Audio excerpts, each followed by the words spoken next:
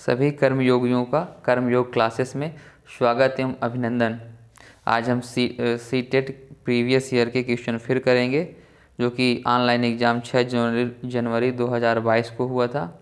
उसका सेट करेंगे हम लोग। ये सेट नंबर 5 है हमारा।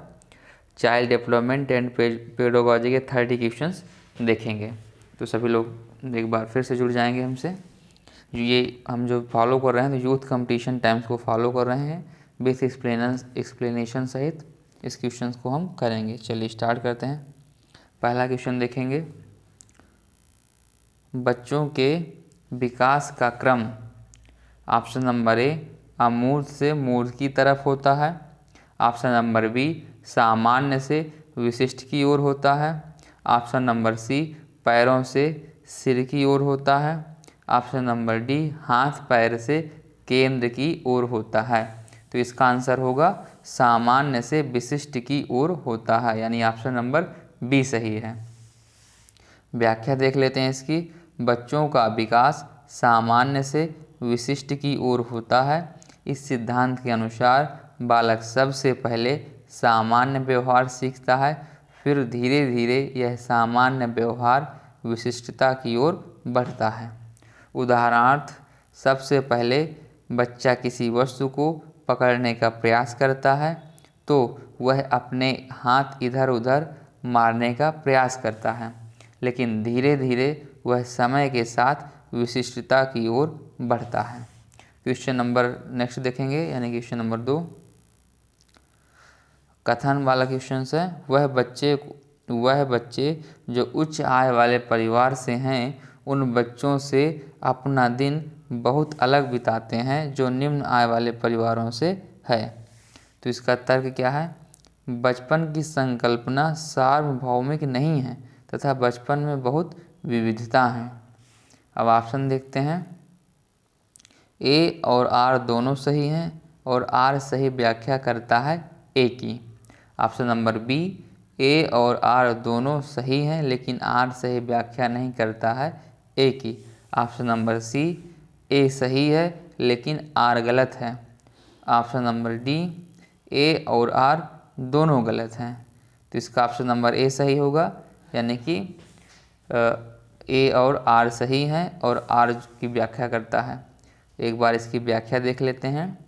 वह बच्चे जो उच्च आय वाले परिवार से हैं, उन बच्चों से अपना दिन बहुत अलग बिताते हैं जो निम्न आय वाले परिवारों से हैं, क्योंकि जो बच्चे धनी परिवार में जन्म लेते हैं, लालन पालन, रहन सहन और उनकी जीवन शैली निम्न परिवार से अलग होती है, क्योंकि यह उन परिस्थितियों की विविधता पर जोर देता है जिनमें बचपन का अनुभव होता है। क्वेश्चन नंबर 3 देखते हैं। एक बच्चा पहले अपने हाथ से बॉल जैसी बड़ी चीज़ों को पकड़ना सीखता है, उसके बाद चिमटी पकड़ का इस्तेमाल करके एक मटर उठाना सीखता है। यह उदाहरण विकास के किस सिद्धांत को दर्शाता है? ऑप्शन नंबर ए है शीर्षगामी। ऑप्शन नंबर बी है समीप दूराभिमुख। ऑप्शन नंबर सी है साम्य धारण।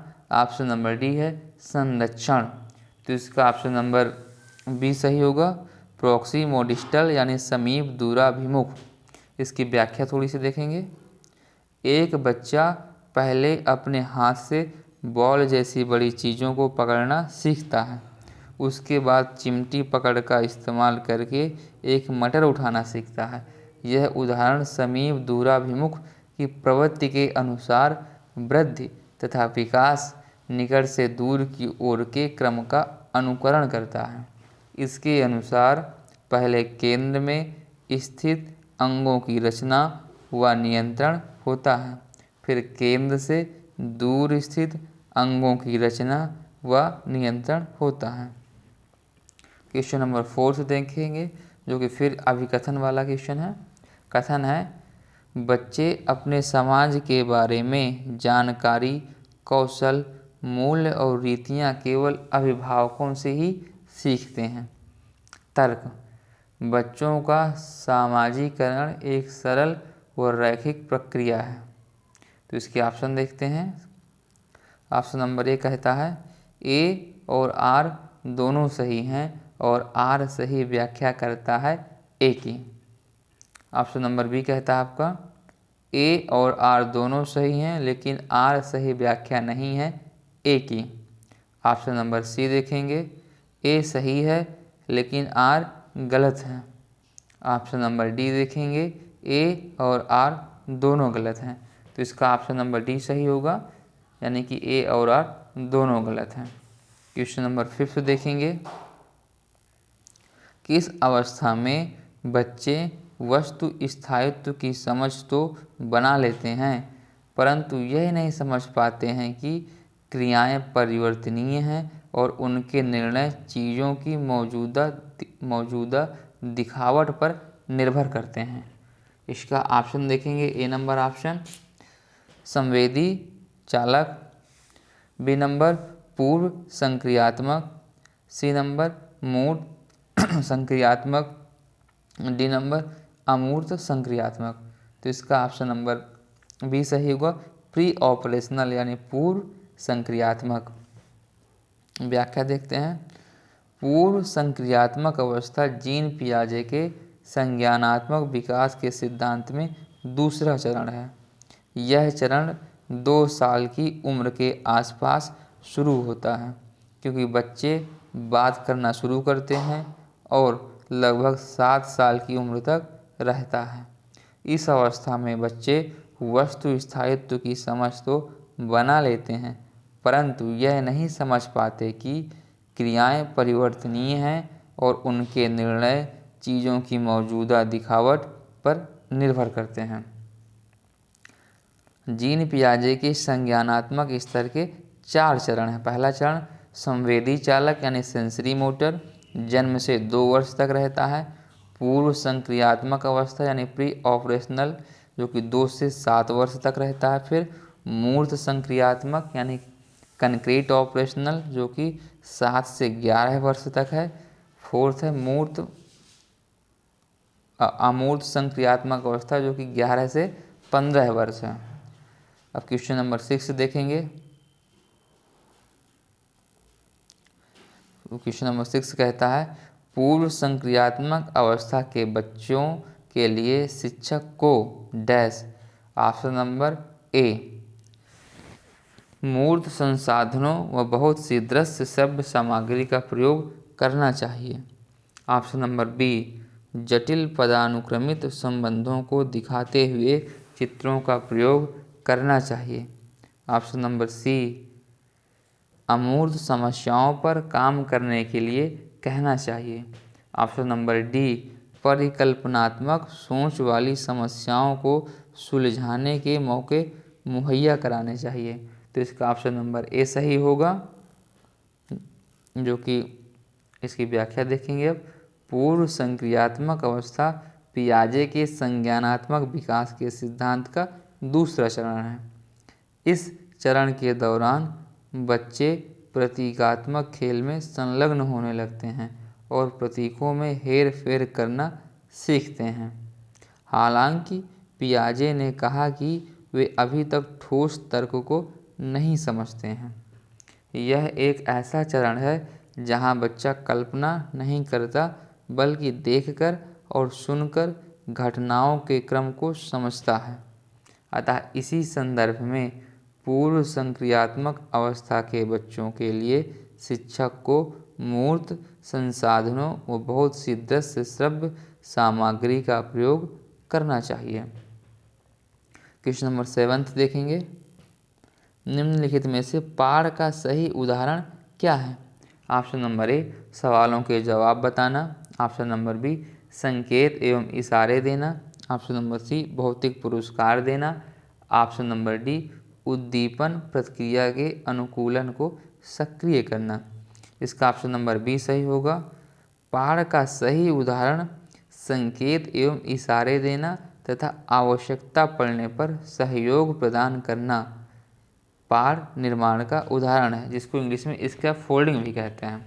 जब बालक छोटा होता है उसको एक सहारा दिया जाता है, अब जब वो सीख जाएगा तो वो सहारा फिर हटा लेते हैं।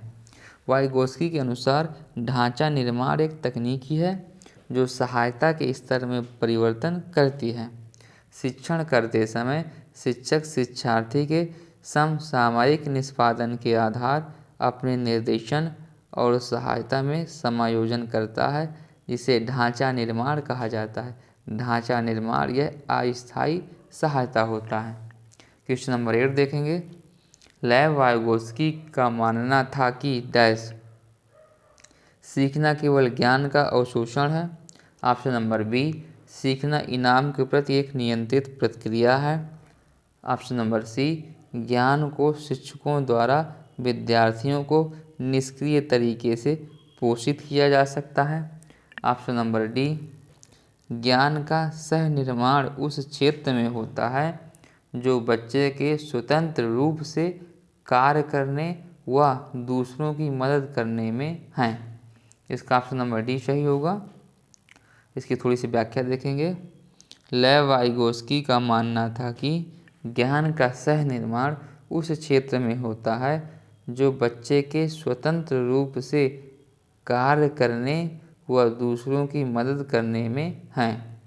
लेव वाइगोत्स्की के रचनात्मक अधिगम सिद्धांत के अनुसार विद्यार्थी का विकास संभावित विकास क्षेत्र के अंतर्गत होता है, जिसे प्राप्त करने के लिए MKO यानी मोर नॉलेज अदर को इसके फोल्डिंग उपलब्ध करानी चाहिए। क्वेश्चन नंबर 9 देखेंगे। लॉरेंस कोहेलबर्ग द्वारा प्रतिपादित नैतिक विकास के किस स्तर पर व्यक्ति यह तर्क करते हैं कि मानवाधिकार व न्याय सबसे जरूरी है, भले ही वह सामाजिक कानून के खिलाफ हो। ऑप्शन नंबर ए देखेंगे, आज्ञा पालन एवं दंड अभिविन्यास। ऑप्शन नंबर बी, अच्छा लड़का अच्छी लड़की अभिविन्यास। ऑप्शन नंबर सी, अधिकारिता एवं सामाजिक क्रम व्यवस्था अभिविन्यास।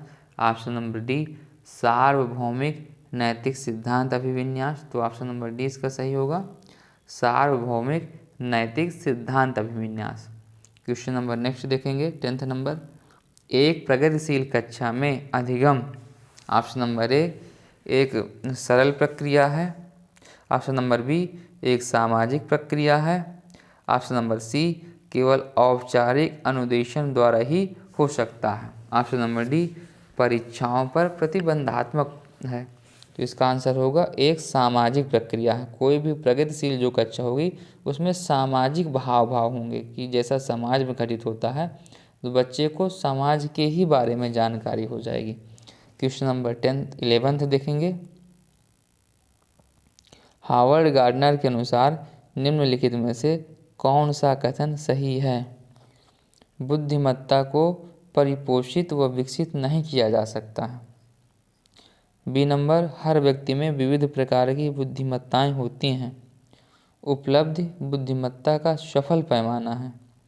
ऑप्शन नंबर डी, एक खास वर्ग के व्यक्ति दूसरे वर्गों के व्यक्तियों से ज़्यादा बुद्धिमान होते हैं। तो इसका ऑप्शन नंबर बी सही होगा।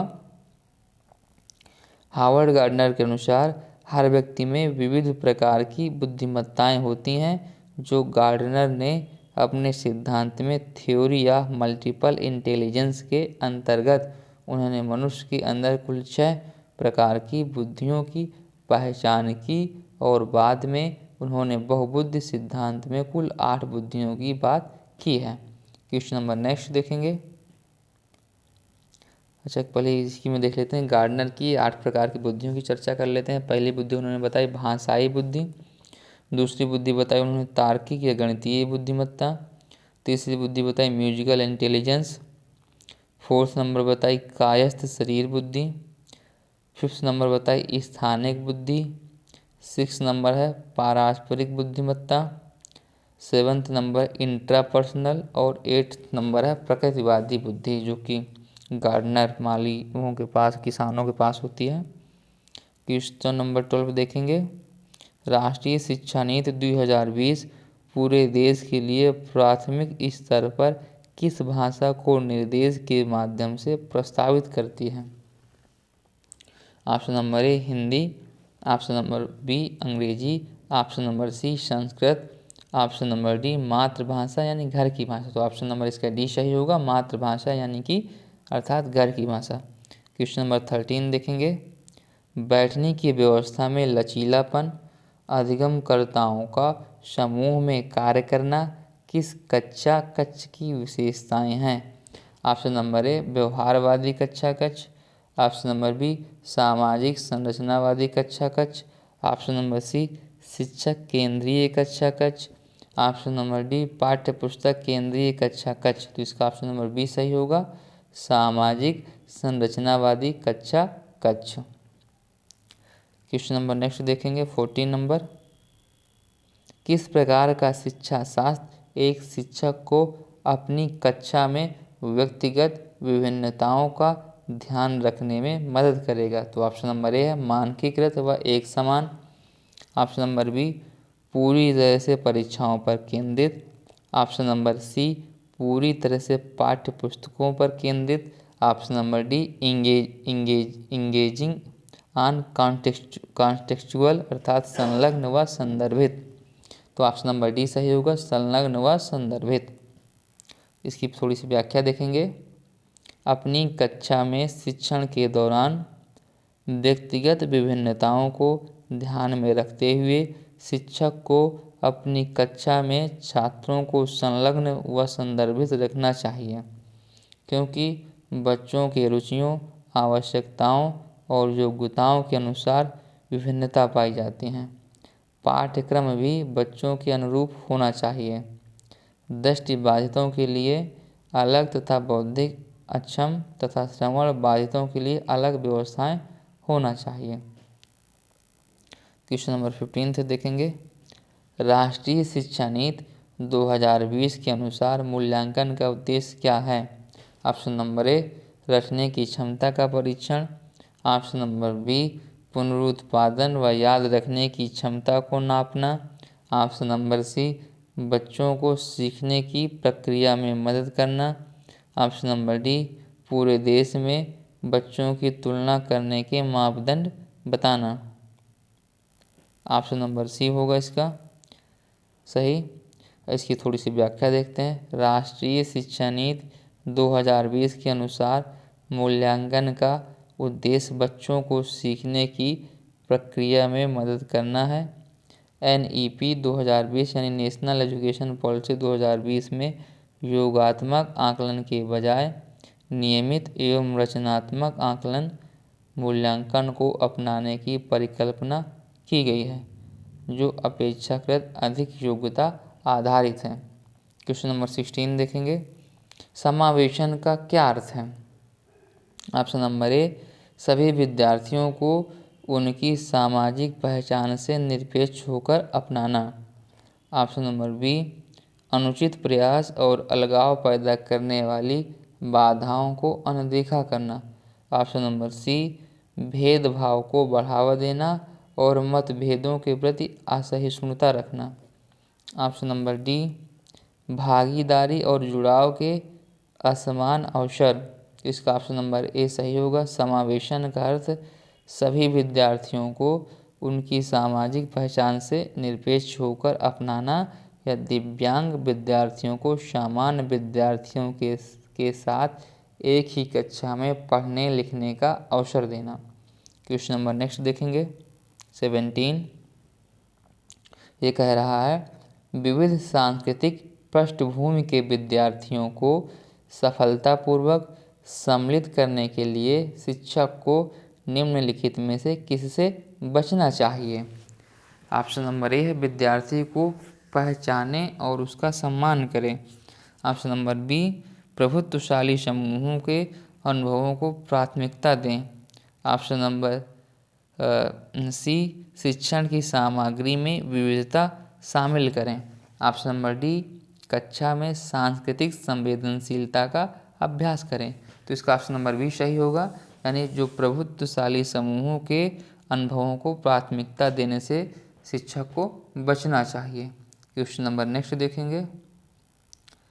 डिसलेक्सिया मुख्य रूप से किस कठिनाई से जुड़ा है? ऑप्शन नंबर ए रीडिंग यानी पढ़ना, ऑप्शन नंबर बी सिंगिंग यानी गायन, ऑप्शन नंबर सी थिंकिंग यानी सोच, ऑप्शन नंबर डी वॉकिंग यानी चलना।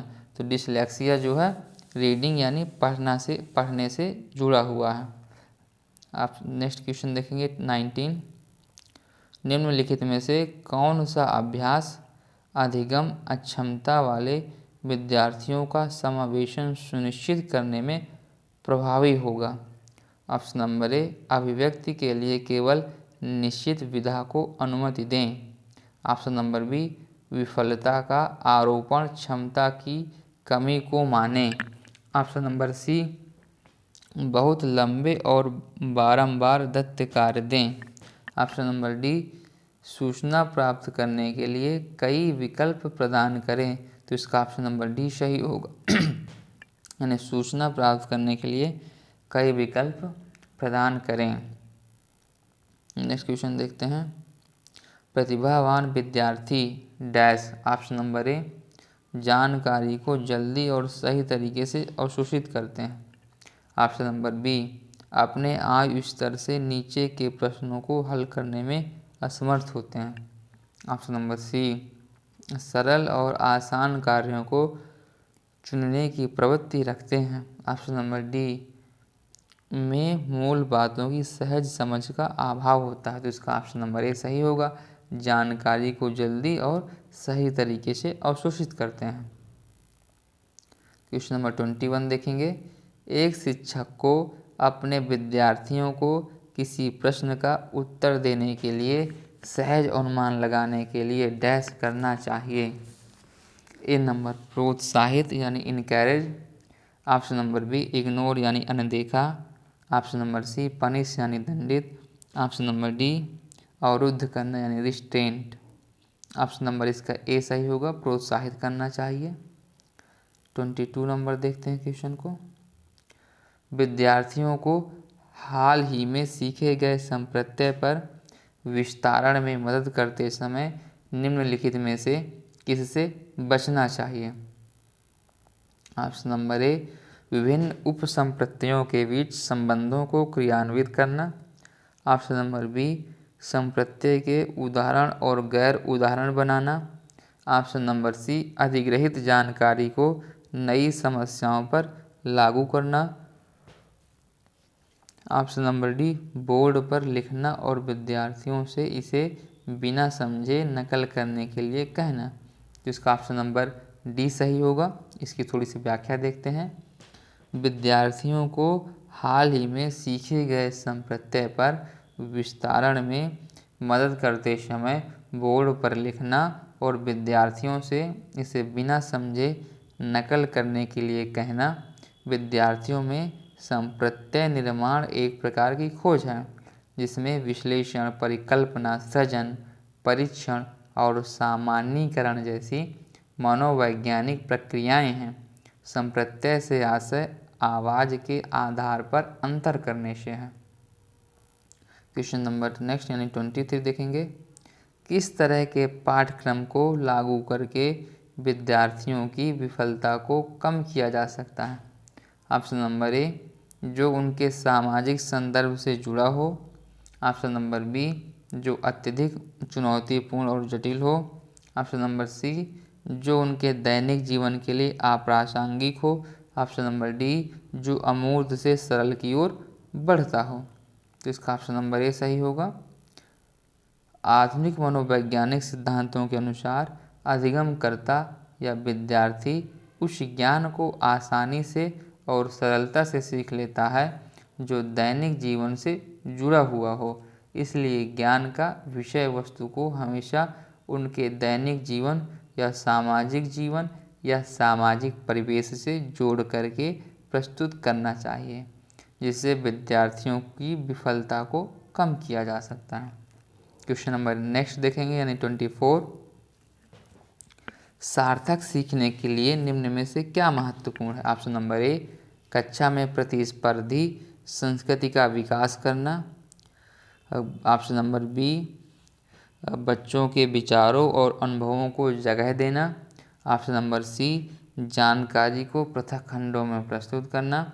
ऑप्शन नंबर डी, ऐसे उदाहरण देना जो विद्यार्थी के सामाजिक संदर्भ से संबंधित नहीं है। तो इसका ऑप्शन नंबर बी सही होगा, यानी बच्चों के विचारों और अनुभवों को जगह देना है। Give space to children's views and experiences. Next question देखेंगे 25। विद्यार्थियों को नए संप्रत्यय पढ़ाते समय शिक्षक को निम्नलिखित में से किससे बचना चाहिए? ऑप्शन नंबर ए, उन्हें दिए गए उदाहरणों में से सामान्य गुण खोजने के लिए कहें। ऑप्शन नंबर बी, उस संप्रत्यय से संबंधित गैर उदाहरण प्रस्तुत करें। ऑप्शन नंबर सी, पहले जटिल अवधारणाओं को प्रस्तुत करें और फिर सरल की ओर बढ़ें। ऑप्शन नंबर डी, नई जानकारी को पिछले ज्ञान से जोड़ना। तो इसका ऑप्शन नंबर सी सही होगा। इसकी थोड़ी सी व्याख्या देख लेते हैं। विद्यार्थियों को नए संप्रत्यय पढ़ाते समय शिक्षक को पहले जटिल अवधारणाओं को प्रस्तुत करें और फिर सरल की ओर बढ़ें से बचना चाहिए। फिर देखेंगे पॉइंट इसमें कुछ दिए हैं। पहले सरल अवधारणाओं को प्रस्तुत करें और फिर जटिल की ओर बढ़ें। फिर देखेंगे नई जानकारी को पिछले ज्ञान से जोड़ना। फिर देखेंगे थर्ड नंबर, उस संप्रत्यय से संबंधित गैर उदाहरण व उदाहरण प्रस्तुत करना। थर्ड देखिए, उन्हें दिए गए उदाहरणों में से सामान्य गुण खोजने के लिए कहें। क्वेश्चन नंबर 26 देखते हैं। विशिष्ट जानकारी के स्मरण पर आधारित प्रश्न का उत्तर देने के बाद एक विद्यार्थी इस बात पर विचार कर रहा है कि इस कार्य में किन संकेतों ने उसकी मदद की। ऐसा करने से विद्यार्थी डैश का विकास कर रहा है। ए नंबर, विलंबित नकल। ऑप्शन नंबर बी, ईगोसेंट्रिज्म यानी आत्म केंद्रियता। ऑप्शन नंबर सी, मेटाकॉग्निशन यानी अधिसंज्ञान। Option number D, over justification यानी अति औचित्य। तो इसका ऑप्शन नंबर सी सही होगा, अधिसंज्ञान यानी मेटाकॉग्निशन। क्वेश्चन नंबर नेक्स्ट यानी 27 देखेंगे। लक्ष्य प्राप्त करने के चरण दर चरण निर्देश को डैश कहा जाता है। तो ऑप्शन नंबर ए कहेंगे कलन विधि। ऑप्शन नंबर बी, स्वतः शोध प्रणाली यानी heuristics method. Option number C, साधन लक्ष्य विश्लेषण। ऑप्शन नंबर डी, स्मृति सहायक विधि। इसका आंसर सही होगा ए यानी कलन विधि। फिर क्वेश्चन नंबर 28 देखेंगे। विद्यार्थियों के बीच भ्रांतियाँ उनके बारे में क्या बतलाती हैं? ऑप्शन नंबर ए, अत्यंत गलत और तर्कहीन सोच प्रक्रिया। ऑप्शन नंबर बी, उच्च क्रम की भावनात्मक और बौद्धिक क्षमताएं। ऑप्शन नंबर सी, अवधारणाओं के बारे में मूल और सहज समझ। ऑप्शन नंबर डी, गंभीर संज्ञानात्मक कमियां और तंत्रिका संबंधी विकार। तो ऑप्शन नंबर सी सही होगा इसका। इसकी थोड़ी सी व्याख्या भी देखते हैं। विद्यार्थियों के बीच भ्रांतियां उनके बारे में अवधारणाओं के बारे में मूल और सहज समझ बतलाती हैं। जब भी हम कुछ नया सीखते हैं तो हम अपने पूर्व ज्ञान का उपयोग नई जानकारी को समझने में मदद करने के लिए करते हैं। हालांकि जब हमारा पूर्व ज्ञान गलत होता है तो हम नई जानकारी की गलत व्याख्या या व्याख्या की उपेक्षा करने की अधिक संभावना रखते हैं। क्वेश्चन नंबर नेक्स्ट देखेंगे यानी 29। निम्नलिखित में से कौन सी स्थिति विद्यार्थियों में गर्व का कारण बन सकती है? ऑप्शन नंबर ए, जब असफलता का कारण स्वयं को माना जाता है। ऑप्शन नंबर बी, जब असफलता का कारण दूसरों को माना जाता है। ऑप्शन नंबर सी, जब सफलता का कारण स्वयं को माना जाता है। ऑप्शन नंबर डी, जब सफलता का कारण दूसरों का माना जाता है। तो ऑप्शन नंबर सी सही होगा। हम गर्व तभी महसूस करेंगे जब सफलता का कारण हम स्वयं को मानेंगे। ऑप्शन नंबर 30 देखेंगे। निम्नलिखित में से कौन सा कथन आंतरिक प्रेरणा का उदाहरण है? तो आंसर नंबर ए, मुझे पढ़ाई करनी चाहिए क्योंकि यह संप्रत्यय की समझ बनाने के लिए जरूरी है। ऑप्शन नंबर बी, मुझे शिक्षक द्वारा दंड से बचने के लिए अध्ययन करना चाहिए। ऑप्शन नंबर सी, मुझे प्रतियोगिता में प्रथम स्थान प्राप्त करने के लिए अध्ययन करना चाहिए। ऑप्शन नंबर डी, मुझे अपने साथियों से प्रशंसा और प्रभुत्व प्राप्त करने के लिए अध्ययन करना चाहिए। तो इसका ऑप्शन नंबर ए सही होगा। जब आप किसी गतिविधि को उसके शुद्ध आनंद के लिए करते हैं तो आप ऐसा इसलिए कर रहे हैं क्योंकि आप आंतरिक रूप से प्रेरित हैं। सभी कर्मयोगियों का क्लास देखने के लिए धन्यवाद बहुत बहुत। हम बीच में कभी लाइक शेयर एंड सब्सक्राइब करने के लिए नहीं कहते हैं, इसलिए आप हमारे चैनल को लाइक करें, शेयर करें और सब्सक्राइब करें। हम प्रतिदिन यूथ कंपटीशन की व्याख्या सहित जो वॉल्यूम फर्स्ट बुक आई है प्रैक्टिस सेट, उसको आपके सामने बाल विकास एवं शिक्षण शास्त्र के 30 क्वेश्चन लेकर आ रहे हैं। आप प्रतिदिन देखें और इसका लाभ उठाएं। धन्यवाद बहुत बहुत।